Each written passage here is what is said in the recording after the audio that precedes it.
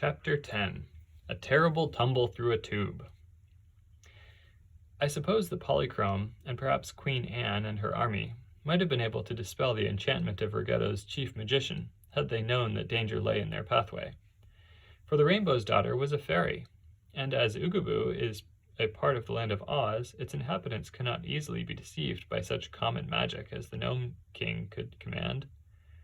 But no one suspected any especial danger until after they had entered Ruggedo's cavern, and so they were journeying along in quite a contented manner, when Tik-Tok, who marched ahead, suddenly disappeared.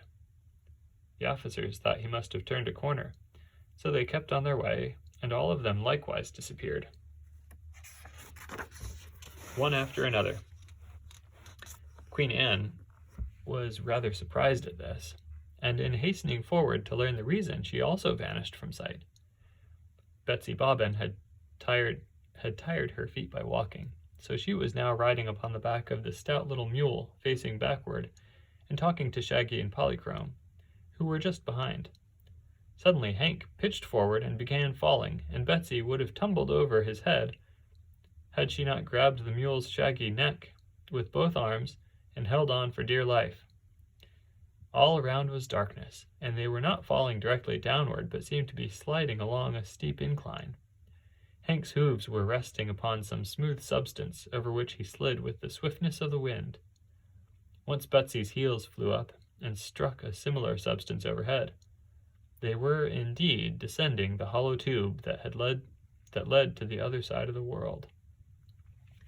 "Stop, Hank, stop!" cried the girl, but Hank only uttered a plaintive "hee-haw," for it was impossible for him to obey.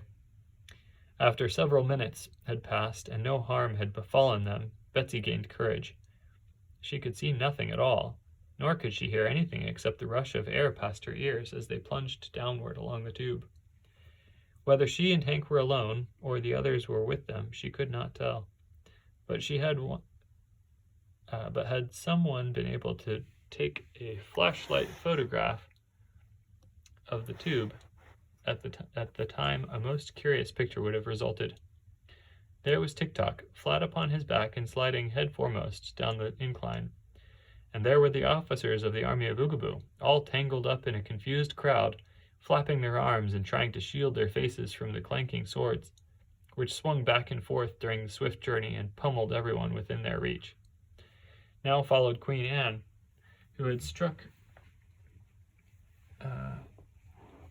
the tube in a sitting position and went flying along with a dash and abandon that thoroughly bewildered the poor lady, who had no idea what had happened to her. Then, a little distance away, but unseen by the others in the inky darkness, slid Betsy and Hank, while behind them were Shaggy and Polychrome, and finally Files and the princess. When first they tumbled into the tube, all were too dazed to think clearly. But the trip was a long one, because the cavity led straight through the earth to a place just opposite the Gnome King's dominions, and long before the adventurers got to the end, they had begun to recover their wits. "This is awful, Hank," cried Betsy in a loud voice, and Queen Anne heard her and called out, "Are you safe, Betsy?" "Mercy, no," answered the little girl. "How could anyone be safe when she's going about 60 miles a minute?" Then, after a pause, she added, "But where do you suppose we're going to, Your Majesty?" "Don't ask her, please don't," said Shaggy, who was not too far away to overhear them. And please don't ask me why either." "Why?" said Betsy. "No one can tell where we are going until we get there," replied Shaggy. And then he yelled, "Ouch!" for Polychrome had overtaken him and was now sitting on his head. The Rainbow's Daughter laughed merrily, and so infectious was this joyous laugh that Betsy echoed it, and Hank said, "Hee-haw," in a mild and sympathetic tone of voice. "I'd like to know where and when we'll arrive, just the same," exclaimed the little girl. "Be patient and you'll find out, my dear," said Polychrome. "But isn't this an odd experience? Here am I, whose home is in the skies, making a journey through the center of the earth, where I never expected to be." "How do you know we're in the center of the earth?" asked Betsy, her voice trembling a a little through nervousness. "Why, we can't be anywhere else," replied Polychrome. "I have often heard of this passage, which was once built by a magician who was a great traveler. He thought it would save him the bother of going around the Earth's surface, but he tumbled through the tube so fast that he shot out at the other end and hit a star in the sky, which at once exploded." "The star exploded?" asked Betsy wonderingly. "Yes, the magician hit it so hard." "And what became of the magician?" inquired the girl. "No one knows that," answered Polychrome, "but I don't think it matters much." "It matters a good deal if we also hit the stars when we come out," said Queen Anne with a moan. "Don't worry," advised Polychrome. "I believe the magician was going the other way, and probably he went much faster than we are going." "It's fast enough to suit me," remarked Shaggy, gently removing Polychrome's heel from his left eye. "Couldn't you manage to fall all by yourself, my dear?" "I'll try," laughed the Rainbow's Daughter. At this time they were swiftly falling through the tube, and it was not easy for them to talk, as you may imagine when you read their words. But although they were so helpless and altogether in the dark as to their fate, the fact that they were able to converse at all cheered them considerably. Files and Ozga were also conversing, as they clung tightly to one another, and the young fellow bravely strove to reassure the princess, although he was terribly frightened both on her account and on his own. An hour, under such trying circumstances, is a very long time, and for more than an hour they continued their fearful journey.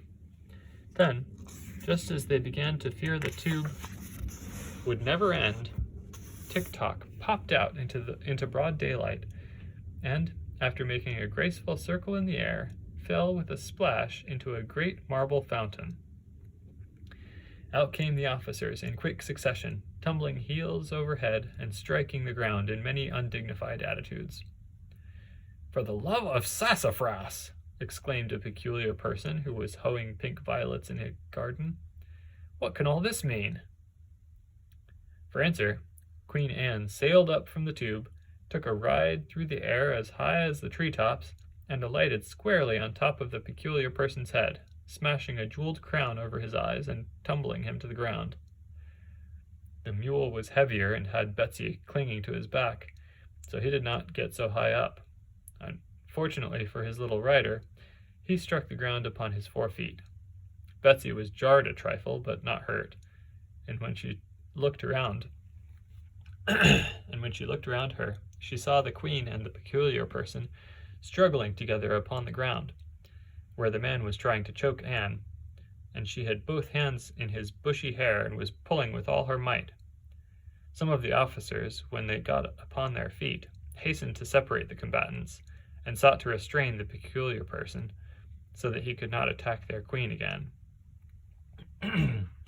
By this time, Shaggy, Polychrome, Ozga, and Files...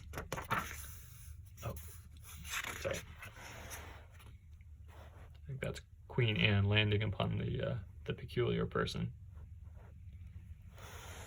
By this time, Shaggy, Polychrome, Ozga, and Files had all arrived and were curiously examining the strange country in which they found themselves, and which they knew to be exactly on the opposite side of the world from the place where they had fallen into the tube. It was a lovely place indeed, and seemed to be the garden of some great prince, for through the vistas of trees and shrubbery could be seen the towers of an immense castle. But as yet the only inhabitant to greet them was the peculiar person just mentioned, who had shaken off the grasp of the officers without effort, and was now trying to pull the battered crown from off his eyes. Shaggy, who was always polite, helped him to do this, and when the man was free and could see again, he looked at his visitors with evident amazement. "Well, well, well," he exclaimed. "Where did you come from, and how did you get here?" Betsy tried to answer him, for Queen Anne was surly and silent. "I can't say exactly where we came from, because I don't know the name of the place," said the girl, "but the way we got here was through the hollow tube." "Don't call it a hollow tube, please," exclaimed the peculiar person in an irritated tone of voice. "If it's a tube, it's sure to be hollow." "Why?" asked Betsy. "Because all tubes are made that way. But this tube is private property, and everyone is forbidden to fall into it." "We didn't do it on purpose," exclaimed Betsy, and Polychrome added, "I am quite sure that Rigetto, the Gnome King, pushed us down that tube." "Ha! Rigetto! Did you say Rigetto?" cried the man, becoming much excited. "That is what she said," replied Shaggy, "and I believe she is right. We were on our way to conquer the Gnome King when suddenly we fell into the tube." "Then you are enemies of Rigetto?" inquired the peculiar person.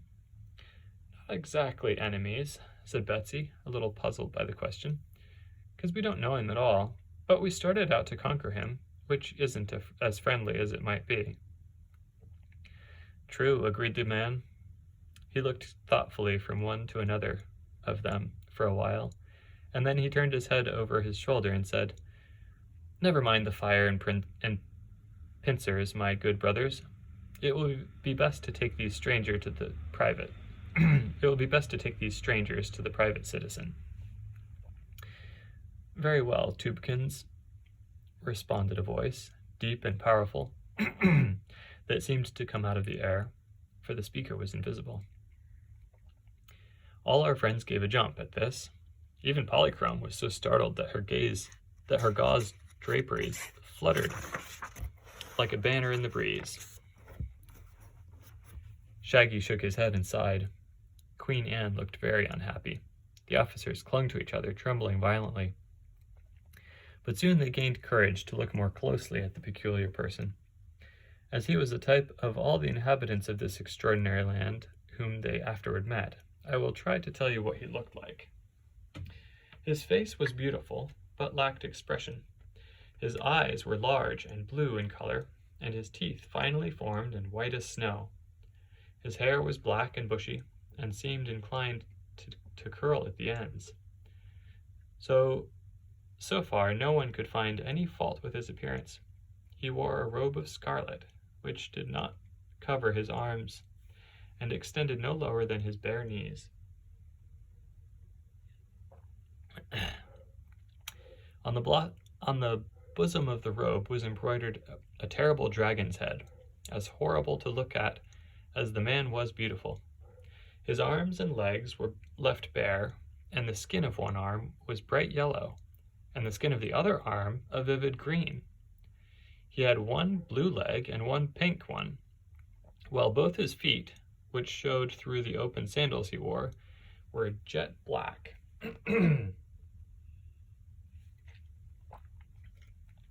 Betsy could not decide whether these gorgeous colors were dyes or the natural tints of the skin. But while she was thinking it over, the man who had been called Tubekins said, "Follow me to the residence, all of you."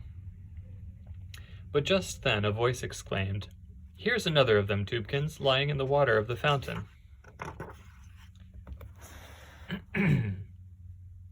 Must be talking about TikTok. "Gracious," cried Betsy, "it must be TikTok, and he'll drown." "Water is a bad thing for his clockworks anyhow," agreed Shaggy, as with one accord they all started for the fountain. But before they could reach it, invisible hands raised TikTok from the marble basin and set him upon his feet beside it, water dripping from every joint of his copper body. "Many thanks," he said, and then his copper jaws clicked together, and he could say no more. He next made an attempt to walk, but after several awkward trials, found he could not move his joints. Peals of jeering laughter from persons unseen greeted TikTok's failure, and the new arrivals in this strange land found it very uncomfortable to realize that there were many creatures around them who were invisible, yet could be heard plainly.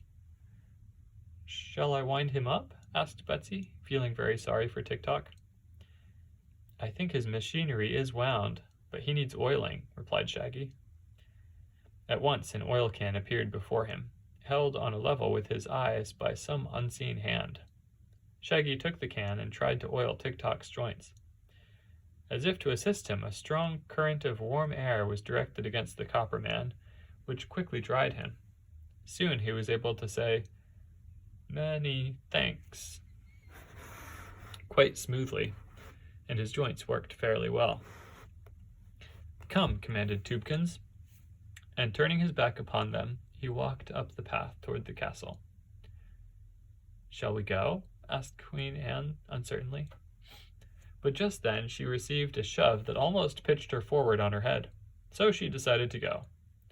The officers who hesitated received several energetic kicks, but could not see who delivered them. Therefore they also decided, very wisely, to go.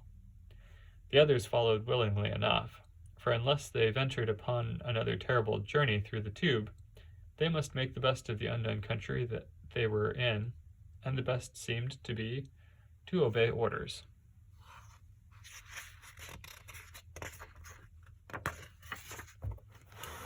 That was it for Chapter 10. The next one is Chapter 11, The Famous Fellowship of Fairies, which we will read next time.